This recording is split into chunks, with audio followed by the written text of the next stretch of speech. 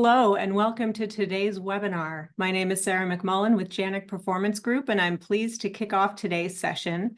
Our topic today is turbocharging business development strategies. Our goal is to help you and your organization achieve accelerated business growth and to find topics, tips useful today so that you're able to take this home with you and take this back to your office and put these insights into use starting today. Before we begin, a few quick notes. First, the webinar is being recorded, so everyone will receive a link that'll show up in the same email you used to register for this event today.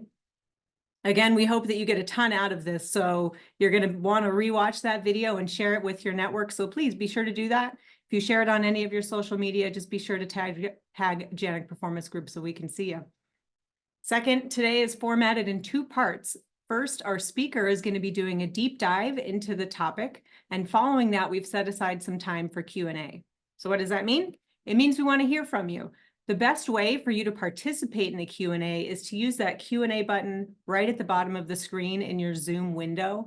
That way, all the questions will be together, and it'll give us the opportunity to organize them and get them all ready to go for the Q&A portion at the end. So as Nick is speaking today and questions come to mind, be sure just click on that Q&A button and put your question in while you're thinking about it, and we'll make sure it gets on the list, and we'll do our best to get through as many questions as we can today. Finally, I invite you to follow Janik on LinkedIn. A lot of you heard about this webinar via your networks on LinkedIn, but you may or may not follow Janik, so please, we encourage you to do so. And while you're there, be sure to send a connection request to Nick Kane, the speaker today. Speaking of, allow me to introduce Nick Kane. Nick is the managing partner of Janik Performance Group, a leading sales performance company with thousands of clients worldwide across a variety of industries. Janik Performance Solutions are research-based and proven effective. Year over year, Janik is the proud recipient of many industry awards. And as of today, actually, I realize it's the 27th, so I'm able to tell you today that Janik was selected by Inc. as one of the fastest growing companies in the Rocky Mountain region. We're really proud of that accomplishment. Nick Kane has 25 years of experience in sales, sales leadership, and sales enablement.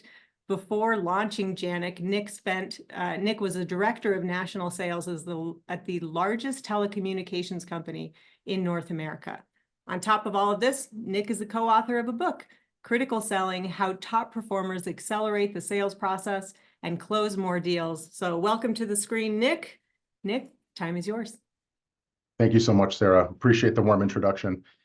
And gosh, when you say 25 years, every time I hear that, I still can't get used to it. But incredibly excited to be here with all of you today and to spend some time on a topic that, for me, I find incredibly fun, engaging, and just very timely, right, in today's marketplace.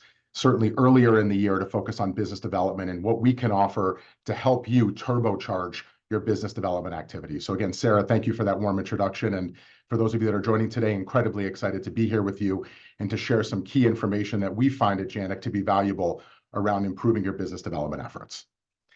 So let's talk a little bit about the topic. Again, that's what we're focused on today.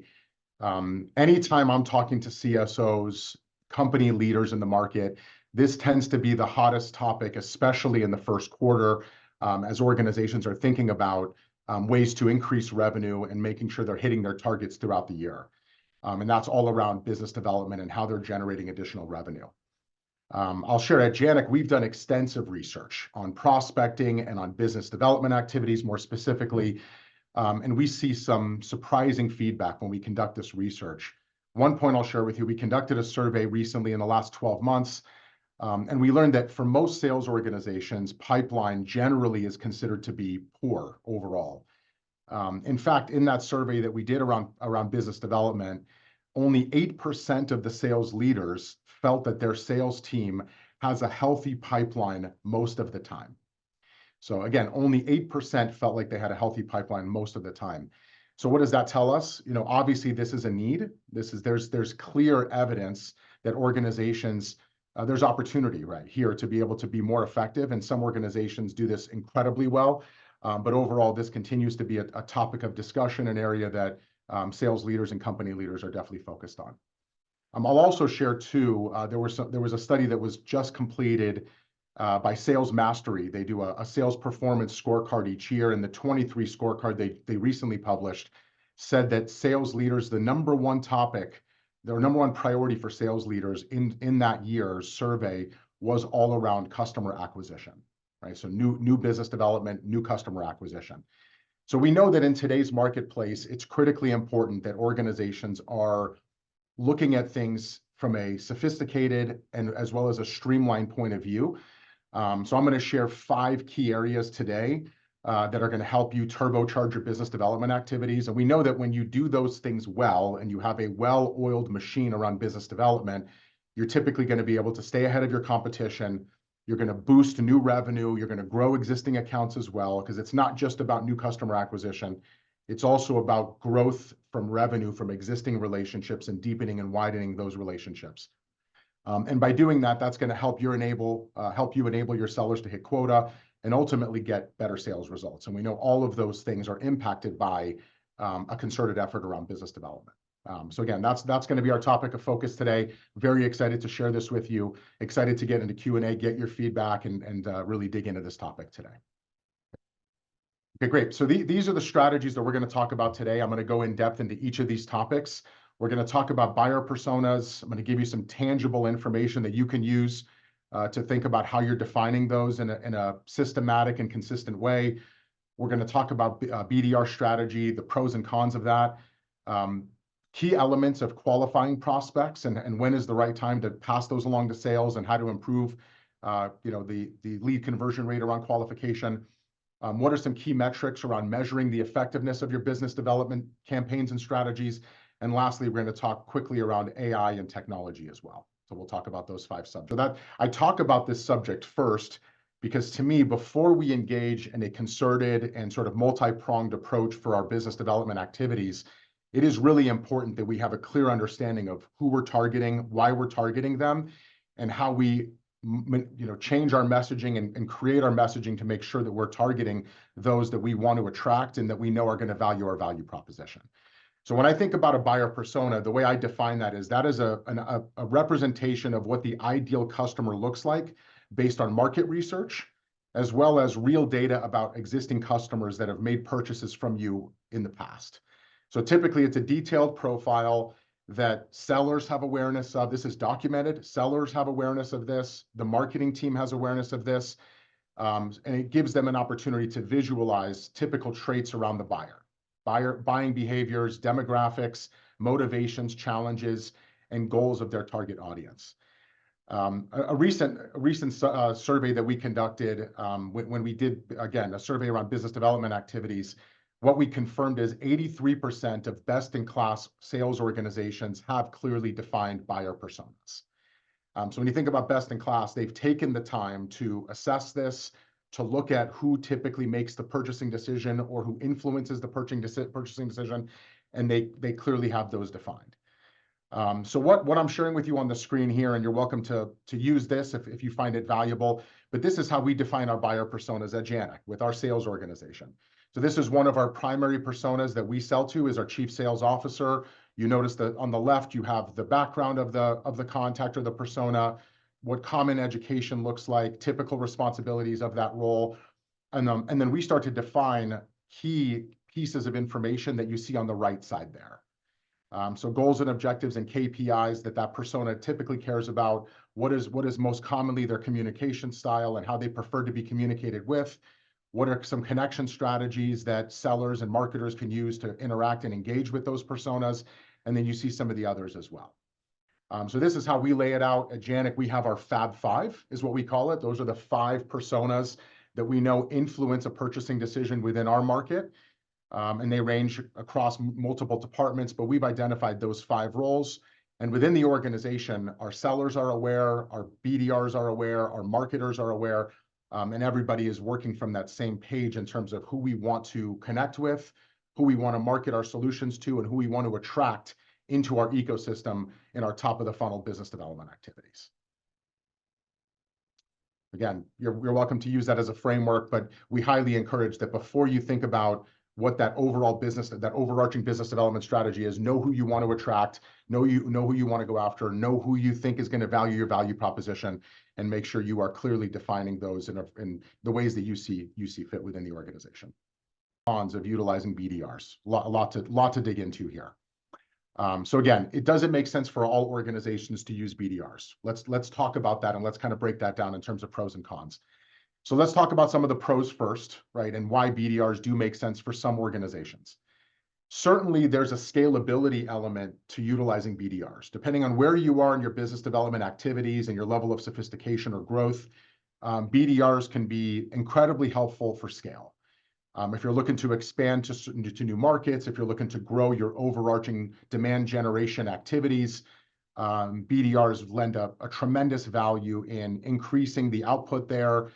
They help support qualification activity. So there's a lot they can do to scale your activities, because otherwise you're left with sellers doing a lot of those activities, which again can be fine, but there's value in separating those responsibilities, which I'm going to talk about in a second here. So think about scale and think about where you are in your journey from a business development and lead generation perspective, and think about it from that perspective as well. But also it is about role specialization. You know, there are considerable differences from a skill set when you think about prospecting activities and you think about sales activities. So when you think about dividing those, there's value when you have a BDR that can come in and just focus on prospecting and sort of top of the funnel activities. There's a variety of things that they can do to help engage, create awareness, engage, and drive, leads through the funnel from top to middle and bottom, versus allowing sellers to engage in more sales-related activities, can put people in the right roles and ultimately make them more productive, given the core focus of those responsibilities and the development of the right skills related to those responsibilities. The other thing to think about too, that I think is a strong consideration for a pro when it comes to BDR programs, is it helps develop a talent pool within the sales organization. There was a study that was done recently by 6 Sense. They do a state of the BDR report every year. And in their most recent report in 2023, an overwhelming number of BDRs indicated that they have a strong desire to move up in the sales organization, right? And to expand their responsibilities and continue to grow within an organization. So by having a BDR program, that helps create a strong talent pool within the sales organization. You can bring people in, give them the skills they need to focus on those top of the funnel and business development and prospecting activities. And then over time, start to groom them and give them the right training and coaching and development that they need to move into higher level sales roles within the organization. So it could be a great source of talent and development within the organization. It certainly helps improve key sales metrics, right, within that sales process overall as well. Because if you carve out the prospecting activities that commonly fall with your sellers or your account executives, and you shift those responsibilities to a BDR, that typically should result in improved close rates, in better account management activities, and deepening those relationships. So it should improve key metrics on the sales side, because you're carving out the time they typically would use for prospecting activities, and you're shifting those over to a BDR as a dedicated resource.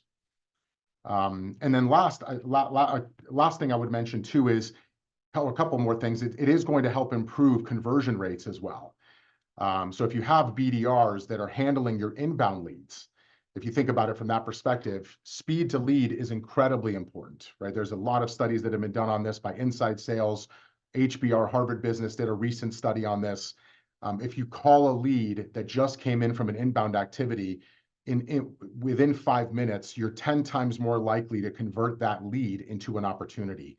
If it's within 5 to 10 minutes, you reduce that likelihood by 400%.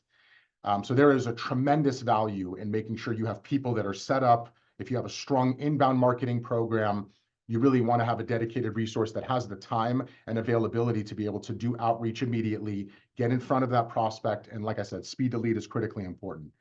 A lot of organizations think and I've heard this from sales leaders or marketing leaders, that they don't want to feel like it's odd, right? Like someone sends in a note or sends in an inquiry, we're calling within 30 seconds.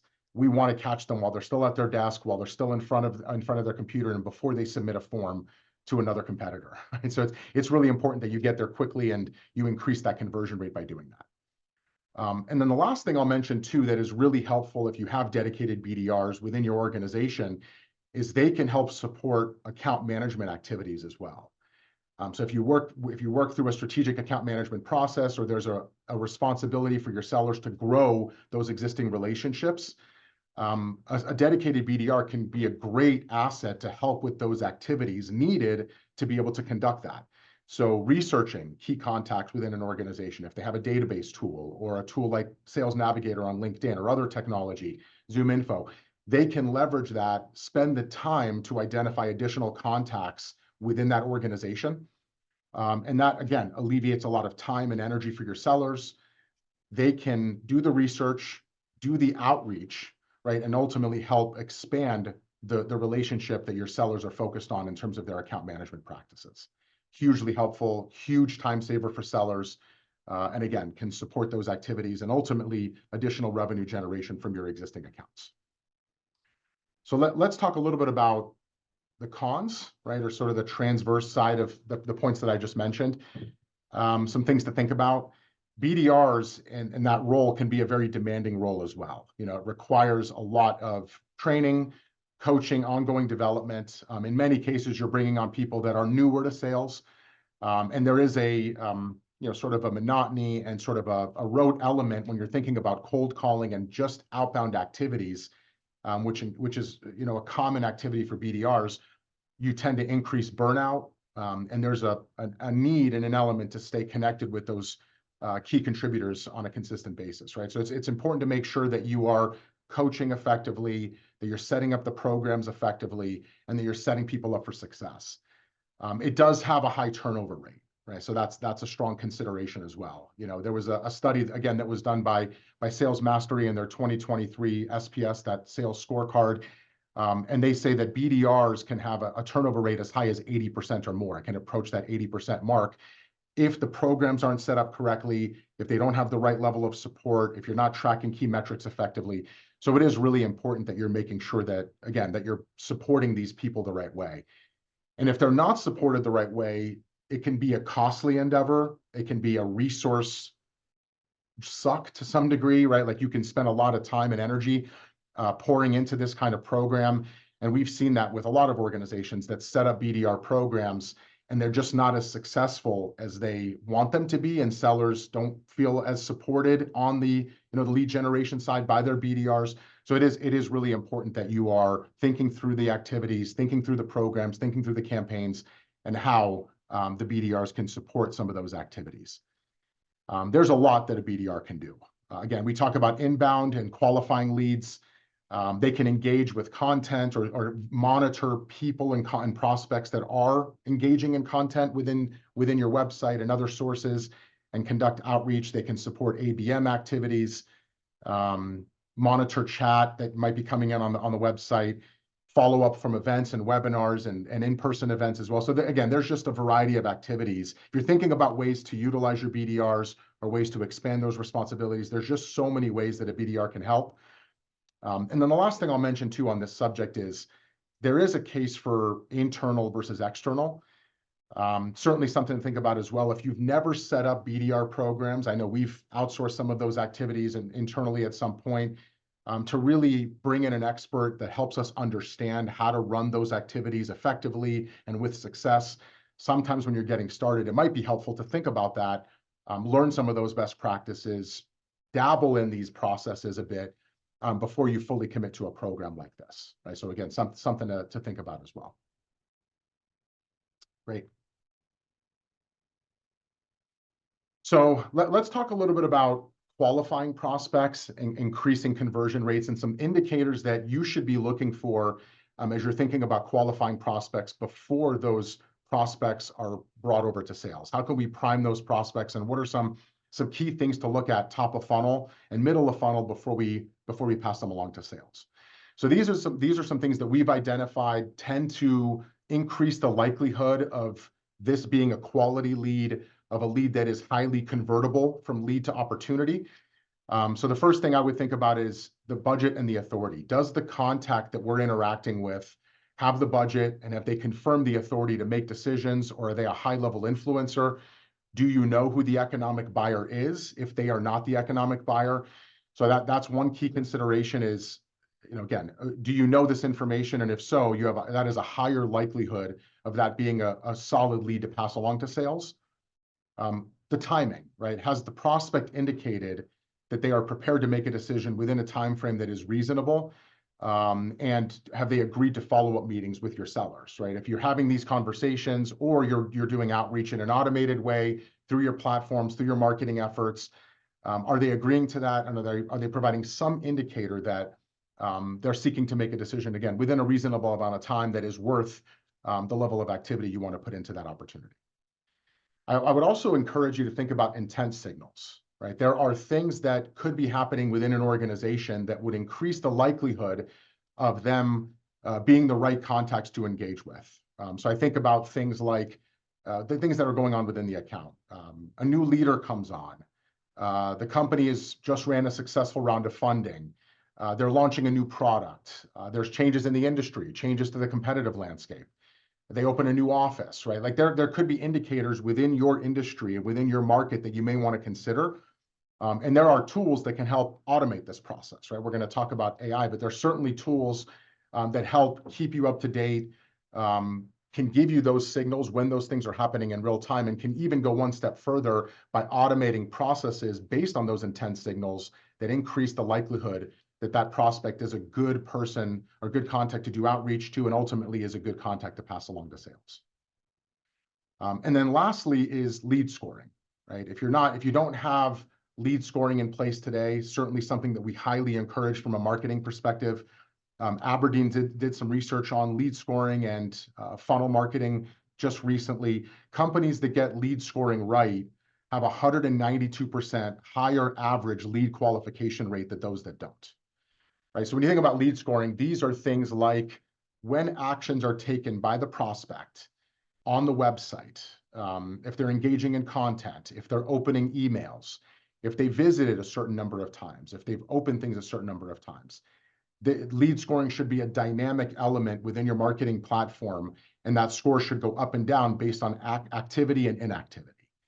Once they hit a certain score, that should tell you that, hey, there's enough intent here that we want to do outreach. And again, that can be done, if you don't have BDRs, that can be done by the marketing team or by sellers directly, right? Depending on how you manage that and what the score might look like, if they're highly engaged, if they have the right title. There's a variety of things to consider, but there should be some action taken, ideally, if you have the right lead scoring mechanisms in place. And that will increase the likelihood that is a good prospect to follow up with, somebody that's highly engaged and more likely to be ready to pass along to sales. So think about those processes. If you have that in place today, excellent. We typically revisit that once a year at Janek. We have lead scoring in place, and we'll revisit the activity, the points assigned to those activities, and we automate those processes in HubSpot to help our marketing team and our BDRs qualify and engage and determine when is the right time to do some outreach to those prospects. Okay, so the next thing I want to talk about is measuring the effectiveness of your campaigns. I mean, to me, this is a key component. We see this far too often where there aren't strong key metrics that are established around business development effectiveness. In a survey that we conducted just, again, last year around business development activities, 18% of sales leaders indicated that their company doesn't set out any specific metrics and goals on how much time their reps or BDR should spend prospecting. 32% of those leaders indicated they don't even know how much time their sales reps prospect. So I think it is really important that you're thinking about, okay, let's set up the right processes in place. What activities are we engaging in? Top of funnel, middle of funnel, bottom of funnel. Where does marketing play a role in that? Where does automation play a role in that? Where do BDRs play a role in that? Where does sales play a role in that? And once you understand that full lead life cycle and that funnel from top to bottom, then I think it's valuable to start to layer in what key metrics should we be tracking at each of those stages to make sure that we are as effective as we possibly can. And that will quickly, you'll quickly see opportunities, right? And holes within that if you're measuring each of those phases consistently, right? And there should be some consideration for seasoning of leads and, looking at leads by month and over time. Like there's a variety of ways to slice and dice this information and make sure that you're truly staying on top of it and you're measuring your effectiveness. But we listed a few of the things on the slide here. These are things that we see common, best-in-class organizations are measuring consistently. So certainly leading KPIs and activities, phone calls, emails, LinkedIn activity, connection request, in-mails, number of meetings and number of appointments scheduled. Certainly all of those sort of even pre-top of funnel activities to make sure that there's the right level of activity. And there are tools and platforms that can help automate a lot of those systems or a lot of those activities, I should say, to help streamline that, and that helps improve efficiencies and overall productivity. Certainly, then I would start to move through the pipeline and that sort of funnel and measure each of those stages effectively. So conversion rate from MQL, or marketing qualified lead, to sales qualified lead is a key metric. How many of those marketing qualified leads are being passed along to sales? Of those sales qualified leads, how many of those leads are being accepted by sales? So it's an SAL, and of those, how many are converting into an opportunity? We're looking at that consistently and making sure that we're measuring that with a very high level of intent. If you can move your conversion rate from 25%, 27% to 30%, 32%, 34% or higher, that compounding effect is tremendous on the overall pipeline and ultimately what's going to come out of that pipeline as well. And that gives your sellers just more opportunities to work, and they're ultimately going to see a higher level of success because they have more dollars in the pipeline to take advantage of. And some other things to think about too, certainly, is close rate, right? That's a strong metric, typically more of a sales metric than a marketing metric, but certainly a shared metric. If the leads that are coming in are of higher quality, we're converting more of those leads, you can make the argument that more of those should close as well, right? So looking at close rate, both in dollars and number. And then a few other things to look at too is your client acquisition cost. We look at that consistently to understand what is the cost to acquire a lead, what is the cost to acquire a customer, and then ultimately what is the customer or client lifetime value, right? Sometimes opportunities start small and they grow over time. So it is really important that you're considering measuring that client lifetime value over time. What does that mean to us as an organization? And that's going to help you allocate marketing dollars, marketing spend, and help justify, again, additional roles like BDRs or additional sellers within the organization.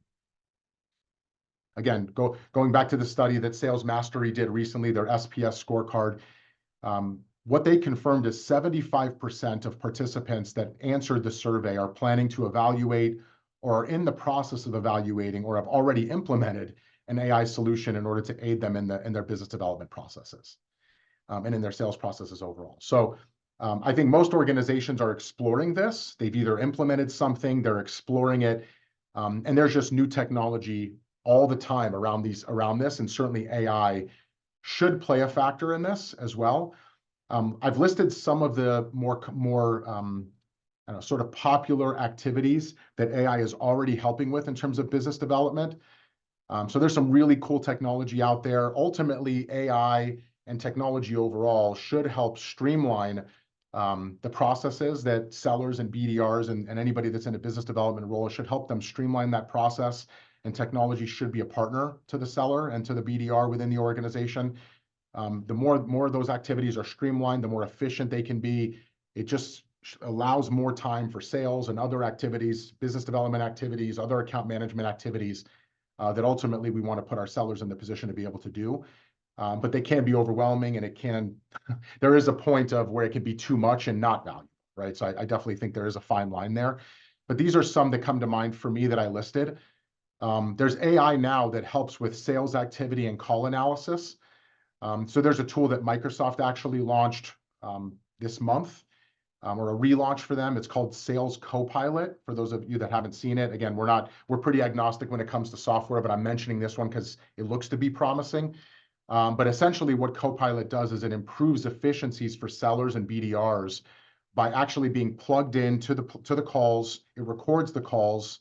It summarizes and transcribes the calls. It actually documents the summary and the full transcription into your CRM directly. It will then write an email. It has AI technology built in, and it will read the transcript, look at the follow-up next steps, and it will actually write an email as a follow-up that BDR or the sales rep can actually send out directly. And you can edit it right in the platform. So if you think about all of that time and energy that's saving for a seller to take a call, listen to the call, transcribe the call, enter it into CRM, write the email, confirm the follow-up steps, and actually set a task in CRM as well. So it'll actually do all of that from start to finish and leverage AI technology to do that. So pretty cool stuff, right, in regards to improving efficiency. I think we've all have heard of some of the sentiment analysis tools like Chorus or Gong. Even some of those tools are becoming a bit more sophisticated with AI built into those, where they will actually use AI to review the call against, a key set of competencies or a key set of words or things that you set out within the platform. And it will actually automate some of the coaching that happens afterward by providing an email or a message or a notification in the platform. And AI will actually provide coaching on behalf of your seller, listening to those calls and analyzing those calls for sentiment is another consideration. Another one is dynamic lead scoring. We talked about lead scoring earlier, but there are AI tools that are built into platforms like HubSpot or other tools where those lead scores are dynamically happening based on, again, activity that the prospect is engaging in, but also demographic factors. And you can link it to your LinkedIn platform, and it'll see activity and action that's happening there as well. And these things become dynamic, and that scoring can also trigger automation through a platform like HubSpot. So automated emails, automated tasks to BDRs, to sellers, right? So again, AI is assessing those actions and activities and providing the next steps and writing the emails to support that as well. And then lastly, I mentioned here prospect engagement and messaging, but there are tools now that help automate the email sequencing and lead nurturing processes and help maintain connections with prospects over time. Again, all through an automated platform. They receive a message, AI will read that, send a response. It can be reviewed by someone. It can be done in a fully automated way. And again, the value of that is it's going to free up sellers' time, BDR's time, and start to eliminate some of those manual follow-up tasks. So ultimately, there's a lot that AI, I think, is going to be able to do. I would encourage you to investigate options that are out there, but ultimately through the lens of how can I increase sales time by improving efficiencies? How can I increase my lead conversion rate with some of these automated processes with a speed to lead program that gets you in front of your inbound leads faster? Ultimately, that's going to help increase win rates. It's going to improve, sales coaching and development activities. There's a lot of things that AI will do in the near future that can help streamline a lot of these processes. So again, encourage you to take a look at some of that technology. Great. So those are some of the key points that I wanted to share with you today to help turbocharge your business development activities. Let's open it up to Q&A if we can. All right, Nick, thanks for a great presentation. During the session, we had a lot of really great questions come in. So as a reminder to anybody who hasn't put questions in yet, be sure to use the Q&A button at the bottom. That's the best way for me to be able to see them. I've amalgamated them as best as I can for clarity, so you may not hear your question word for word, but hopefully your question will get covered anyway. So let's start with buyer personas. We got a couple of questions about buyer personas. First, how do I go about creating detailed and accurate buyer personas for our target audience? Yeah, it's a good question. Again, I think a lot of it is really understanding who's made purchases from your organization in the past, start to understand and align those group by group, so start to think about departments, start to think about specific roles, and then start to think about, level within those organizations in terms of who is truly the economic buyer and who's going to ultimately make that decision. We know that in virtually all B2B environments, decisions are made by committee.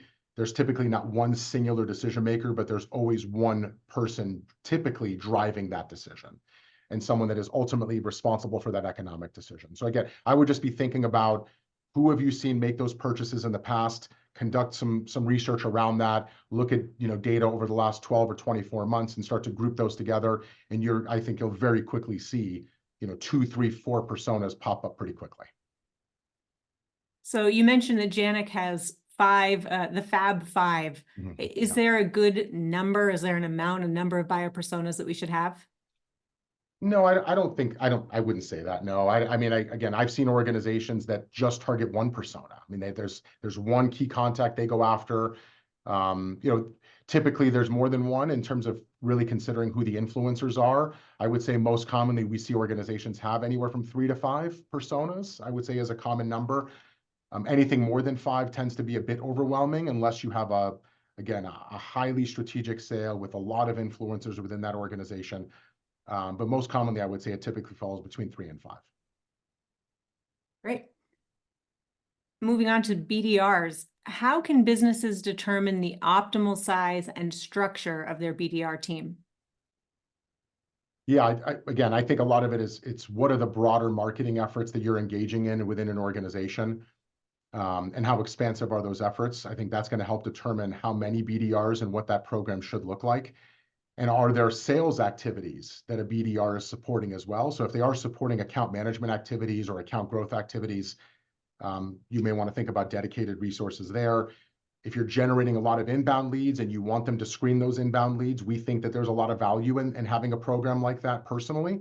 But if you have a program like that, there's an assessment that's required on the number of leads that you receive and how many of those require that sort of screening and lead qualification. So I think it's just taking a step back, looking at all of the activities you're engaging in, how many, how would BDRs fit into those activities? And I think you'll quickly start to see the number of people that you need within that program. So you mentioned the concept of having BDRs in-house and outsourcing. Meg said, we've been working with a BDR partner now for almost 6 months. They've generated some great contacts, but we haven't had any of their SQLs lead to an opportunity. So she asks a 2-part question. First, how do you determine what a realistic ROI is for a BDR? And second, how much time should we take to evaluate this? Yeah. So let's talk about the second part first, just the timing, and then we can try to dig into the ROI question. It's a great question. So I think the first thing I'd love to know is what is the length of the sales cycle, within the organization? Like how long does it typically take? What does deal velocity look like most commonly from a lead to an opportunity to close? 6 months, again, it depends on the length of that sales cycle. 6 months seems reasonable, but again, I don't know. I'd have to have more context to understand that to be able to truly evaluate it.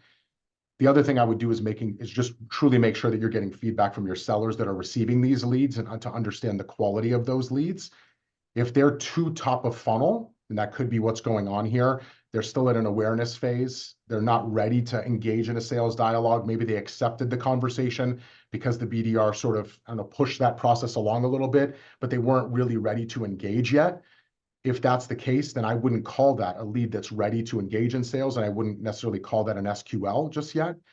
So I would also think about what qualifications are you putting in place by the BDR before they're able to pass it along to sales. I know for us, like we have 5 specific criteria that in order for a seller to move that to an opportunity, all 5 of those criteria have to be met. Our BDRs have to at least meet one of those criteria before they're ready for a sales conversation. So if they haven't done that yet, that might be another way of looking at this as well, Meg, is what qualification criteria do you have in place for the BDR to be able to qualify that prospect before it gets passed along to sales? But yeah, I would be getting feedback from your sales team. Are they truly ready to have that conversation? And if not, the BDRs probably need to work that a bit longer before they pass them along. In terms of ROI, again, that's a bit more challenging to measure. I would go back and look at some of those metrics as well. What is the cost? How many dollars in opportunities are you generating? Doesn't sound like there hasn't been any just yet, but what should that expectation be? How many dollars should you be generating, and start to measure it from that perspective? Great. Next question. How should BDRs be trained to handle common objections from potential customers? Yeah. I mean, there needs to be consistent training around initial objection handling and apathy. I mean, it depends on what the BDR is engaging in, but if they're doing true cold outreach, and again, even cold outreach, we highly recommend that is that's more targeted, where you're identifying certain accounts or organizations that are more likely to purchase from you and try to be a bit more strategic in terms of that outreach. But even then, there's depends on the position of your organization. There might be an awareness that needs to be created before you earn the right to have a conversation. If you're a more recognized organization or company within the space, awareness might be there, but you still have to earn the right to have that. So I think you really have to think about what the BDR needs to do in order to earn that right. And then they need to receive the proper training to either create awareness, overcome initial objections with the right rebuttals to be able to do that, and give them the right empathy training to be able to handle those objections in real time and just sell the appointment. We're not selling a deal here. We're not asking for any sort of business. We're just selling the appointment and the opportunity to connect. And the better they can do with that and overcome initial resistance, the more effective they'll be. You talked about the BDR role being really challenging. So one of the questions we get a lot is about turnover. What can be done to curb high turnover rates among BDRs? Yeah. So training, and this we talked about, I think training, coaching, and just development overall is going to be incredibly important in this role, especially given that, again, a lot of BDRs tend to typically have less sales experience, not always, but really strong experience doesn't always mean that they're doing everything right as well. So I think it's important to think about what training and coaching and development we're giving them to enable them to do the business development activities in the way that we want them to do that. But also just having the right BDR program in place, the right campaigns with the right level of involvement from the BDRs, with the right contacts and accounts selected.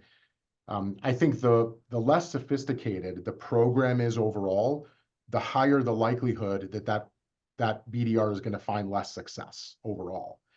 So I think just really thinking through what do you want them engaging in, at what time, and thinking through those programs effectively, they're going to have more success, right? So I think it's just a combination of the right campaigns with the right coaching and development. That actually leads really nicely into the next piece, which is what role does coaching play in keeping BDRs motivated and maintaining a high level of performance? Yeah, I think it's very important. I think BDRs need that consistent coaching, no different than a sales rep. I mean, you need to provide that coaching and development on a consistent basis. But put yourself in the shoes of a BDR. There's a lot of rejection they're facing. There's a lot of just outbound calling and dialing that they're facing. So I think it is important that they have coaching is certainly an important element of that, but just the right level of support, the right level of motivational support, if you will. I just think they need that a bit more consistently to make sure that they're staying motivated and they're staying positive. All right, let's do 2 more questions here. Sure. What are some strategies you recommend for driving leads through the funnel? Yeah, so this is definitely something that is important to consider. That there's top of funnel, middle of funnel, and bottom of funnel activities most commonly, right? If you kind of think through it that way, and those activities need to be different, right? So your top of the funnel activities is really all about awareness. So there's a variety of things you can do there. That could be ads and paid and organic search. SEO can be a huge driving factor for creating awareness. It's social post and social activity, social selling, like all of those things are all about creating awareness. Content, and it could be offered as well at the early stages. A thought leadership can be offered that's downloadable. But ultimately, you want to get contacts into that top of funnel, and a lot of that is just creating awareness and putting yourself in front of those prospects that we think are likely to be interested in what we have to offer. As you're driving them through that funnel to middle of funnel, that's when you start to see more activities like events, invitations to events, networking events and mixers, more content, perhaps larger content pieces could be offered, and you're trying to create a deeper level of engagement and awareness and understanding of the services and offerings that you offer within the organization. So that typically covers sort of middle of funnel. And then bottom of funnel, if they're continuing to engage and that lead score is continuing to rise and you see more and more of that engagement, that's when you might start to engage with BDR activity and outbound activity and calls based on, again, the right level of activity and the right level of engagement. You might start to see some more proactive outbound activity done to drive them through the bottom of the funnel and ultimately to a sales-ready lead. Our last question comes from Casey. Casey says, what percentage of time would you recommend salespeople spend on prospecting efforts on a daily basis? Yeah, I get this question all the time, and it's a very good question. There is a little bit of it depends. I'd say just because it depends on what their responsibilities are as a seller. If they have account management responsibilities and account growth of responsibilities, I would couple the prospecting activities with that as well.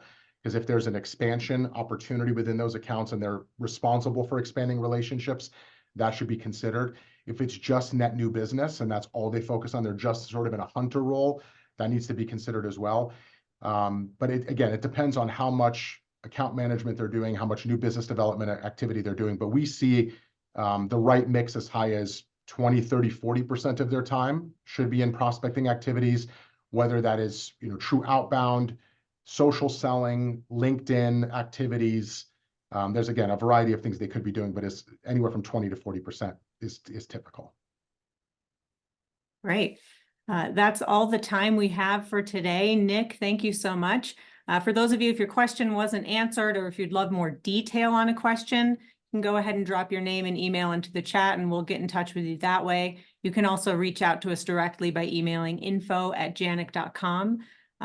Thank you again. What a fantastic session. Quick reminder, this webinar has been recorded. So if you didn't catch the whole thing, or if you want to rewatch it, which I think you will, you'll get a copy or you'll get a link to that recording in the same email you used to register for this session today.